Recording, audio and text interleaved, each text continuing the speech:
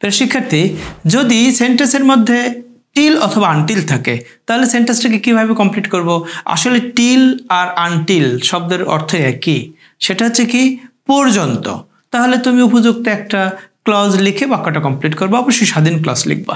যেমন দেখো, wait here, এখানে অপেক্ষা করো, আনটিল, যতক্ষণ পর্যন্ত না আই কাম ব্যাক, আমি ফেরত আসি, আই কাম ব্যাক, আমি ফিরে আসি। অর্থাৎ কাউকে মূলত অনুরোধ করা হচ্ছে বা রিকোয়েস্ট করা হচ্ছে বা হুকুম দেওয়া হচ্ছে। এরপরে দেখো একটা সেন্টেন্স দেখি, wait for me until I do the work, অর্থাৎ আমার এই কাজ শেষ করা পর্যন্ত তুমি অপেক্ষা করো। আবার বলছি, ওয়েট ফর মি, আমার জন্য অপেক্ষা করো, until I do the work, অর্থাৎ আমার এই কাজটা করা পর্যন্ত তুমি অপেক্ষা করো। আর ওবের কি বলছি উপরে, ওয়েট হিয়ার, এখানে অপেক্ষা করো, আনটিল আই কাম ব্যাক, যতক্ষণ আমি এখানে ফেরত আসি। এরপর আরেকটা উদাহরণ দেখো, ওয়েট টিল, আমি ইচ্ছা মতো একটা বাক্য লিখি, wait till the rain stops, বৃষ্টি থামা পর্যন্ত তুমি এখানে অপেক্ষা করো। তাহলে টিল আর আনটিল অর্থ কিন্তু একই, তবে কোনো সাবজেক্টের পরে যদি টিল থাকে ওই টিল শব্দের অর্থ কিন্তু চাষ করা, ওটা কিন্তু এখানে প্রযোজ্য হবে না। যেমন the farmer tills his land, farmer তার ল্যান্ডকে টিল করে, অর্থাৎ কাল্টিভেট করে, অর্থাৎ চাষ করে। যাই হোক, ওই টিল আর এই টিল কিন্তু এক জায়গায় গলিয়ে ফেলেও না, এই টিলটা সাধারণত কনজাংশনের কাজ করে, আর টিআইডাবল এল নর্মালি এই বানানটাই হবে, কিন্তু সেটার আগে সাবজেক্ট থাকলে ওই টিলটা কিন্তু ভার্ব, ওটার এটা কিন্তু এক জিনিস না। যাই হোক, টিল অথবা আনটিল থাকলে তোমরা আগের অংশের সাথে পরের অংশ মিলিয়ে একটা বাক্যকে কমপ্লিট করবা। আশা করি তোমরা বুঝতে পেরেছো। আসো এবার আমরা পরবর্তী রুলগুলি নিয়ে কথা বলি। আবার দেখো, সেন্টেন্সের মধ্যে যদি অ্যাজ লং অ্যাজ থাকে তাহলে আমরা এই সেন্টেন্সটাকে কিভাবে কমপ্লিট করব? তোমরা মনে রাখবা, অ্যাজ লং অ্যাজ এর মানে হচ্ছে যতক্ষণ পর্যন্ত। তাহলে আসো আমরা আগের অংশের সাথে পরের অংশ ম্যাচ করে কিভাবে কমপ্লিট করতে একটু দেখি। ওয়েট হিয়ার, এখানে অপেক্ষা করো, অ্যাজ লং অ্যাজ, যতক্ষণ পর্যন্ত দ্য রেইন স্টপস, অর্থাৎ বৃষ্টি থামা পর্যন্ত অপেক্ষা করো, দ্য রেইন স্টপস। আবার আরেকটা উদাহরণ দেখো, আল্লাহ উইল বি উইথ আস, আল্লাহ আমাদের সাথে থাকে বা থাকবে, অ্যাজ লং অ্যাজ, যতক্ষণ পর্যন্ত উই আর অনেস্ট, অর্থাৎ আমরা যতক্ষণ সৎ আছি ততক্ষণ পর্যন্ত কিন্তু আল্লাহ আমাদের সাথে আছে। আর একটা উদাহরণ দেখো, হি ওয়ার্কড, সে কাজ করতো, অ্যাজ লং অ্যাজ, যতক্ষণ পর্যন্ত হি কুড, সে পারতো। এখানে দেখো একটা বিষয় একটু খেয়াল করো, সেটা হচ্ছে টিল এবং আনটিলের ক্ষেত্রে কিন্তু আমরা অনেকটা নেগেটিভ ভাইব দেখছিলাম। যেমন wait here till I come back, অর্থ হচ্ছে কি অপেক্ষা করো যতক্ষণ পর্যন্ত না আমি ফেরত আসি, অর্থাৎ ওখানে একটা নেগেটিভ একটা সেন্স কাজ করছিল। আর অ্যাজ লং অ্যাজ এর ক্ষেত্রে কিন্তু পজিটিভ একটা ভাইব কাজ করছে। যেমন wait here as long as I come back, অর্থাৎ আমি ফেরত আসা পর্যন্ত তুমি অপেক্ষা করো। আসলে মিনিংটা একই, একটু শুনতে কোনোটা নেগেটিভ মনে হয়, টিল আনটিলটা অনেকটা নেগেটিভের মতো অর্থ দেয়, অ্যাজ লং অ্যাজ অনেকটা পজিটিভের মতো অর্থ দেয়, কিন্তু মূল অর্থ কিন্তু একই থাকে। আশা করি তোমরা বুঝতে পেরেছো। আসো এবার আমরা পরবর্তী রুলগুলো নিয়ে কথা বলি। প্রিয় শিক্ষার্থী, যদি কোনো সেন্টেন্সের মধ্যে দো অথবা অলদো থাকে কমপ্লিটিং সেন্টেন্সের মধ্যে, তাহলে তোমরা দো অথবা অলদোযুক্ত বাক্যকে যখন তোমরা কমপ্লিট করবা তোমরা মনে রাখবা যা হবার নয় তাই হয়, অর্থাৎ দো অলদো যে সেন্টেন্সে থাকে বা যে ক্লজে থাকে অপর ক্লজটা যা হবার নয় তাই হয়। যেমন একটা উদাহরণ দেখে আসো, দো হি রিডস মোর, যদিও সে বেশি বেশি পড়ে, হি ফেইলস, দেখো হি ফেইলস, তাহলে বেশি বেশি পড়লে তো ফেল করার কথা না। দেখো আগেই বলেছি দো অথবা অল যদি থাকে যা হবার নয় সেটাই হয়।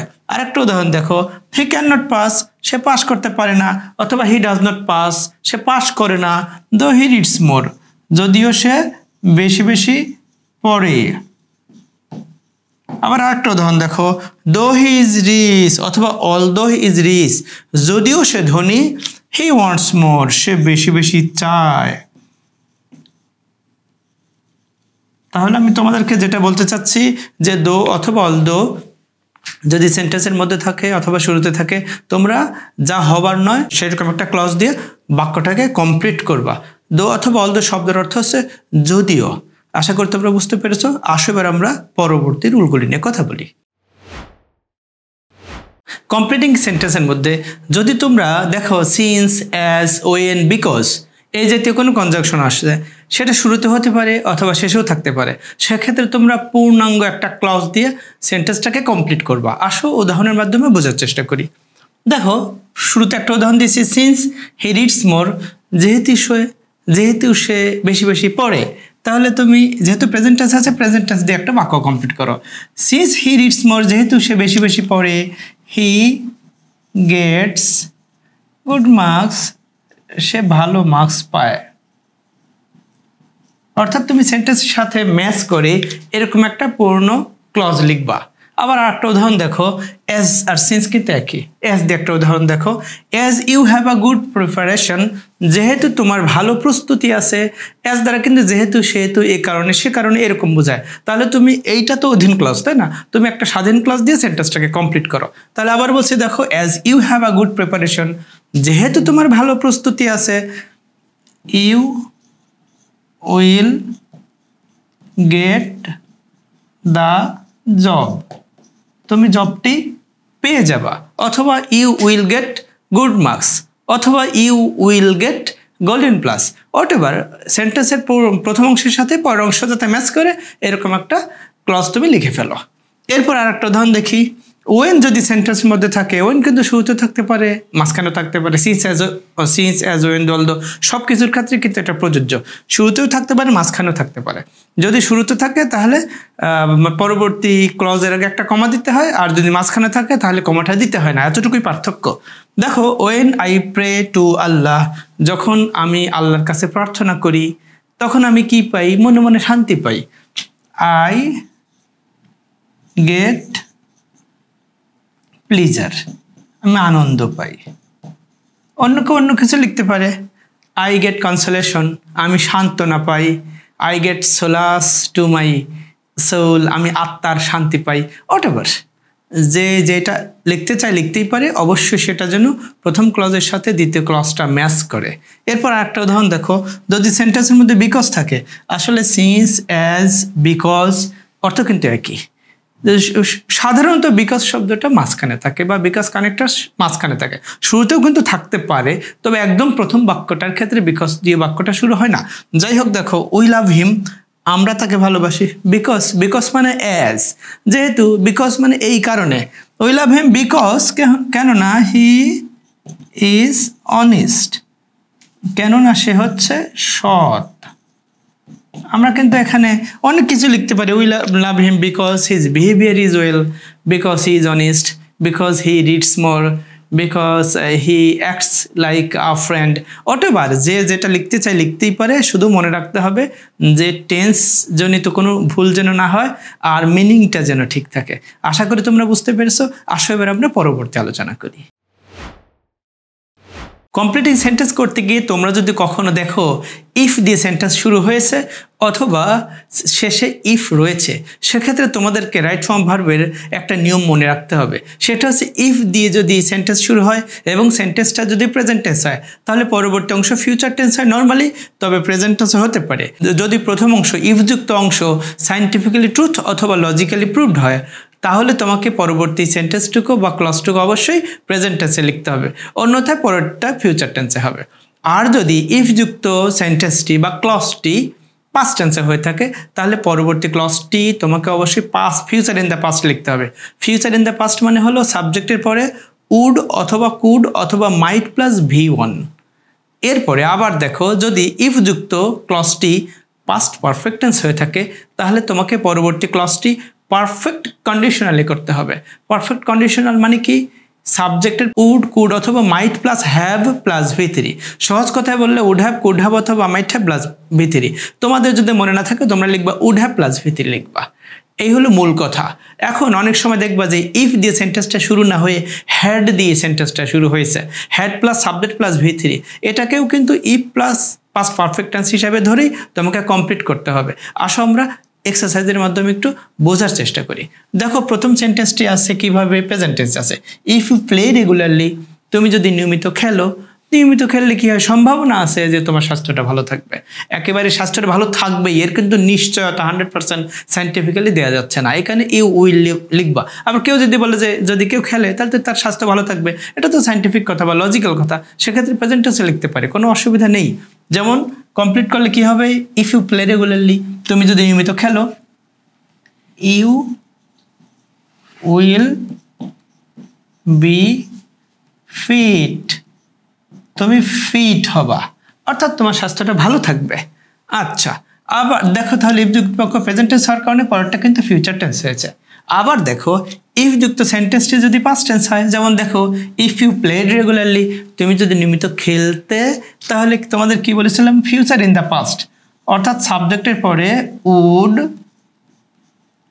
Plus V3, would plus V1, you would be fit, অর্থাৎ তুমি যদি নিয়মিত খেলতে তুমি ফিট থাকতে, মানে তুমি নিয়মিত খেলোও নাই, এই কারণে তুমি এখন ফিটও নাই।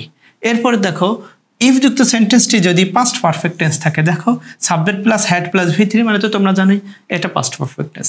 পাস্ট পারফেক্ট টেন্স যদি হয়ে থাকে তাহলে তোমাকে অবশ্যই পারফেক্ট কন্ডিশনাল করতে হবে। পারফেক্ট কন্ডিশনাল মানে কি, সাবজেক্টের পরে উড হ্যাভ অথবা কুড হ্যাভ, আমি উড হ্যাভ লিখলাম, উড হ্যাভ, তাহলে you would have been fit.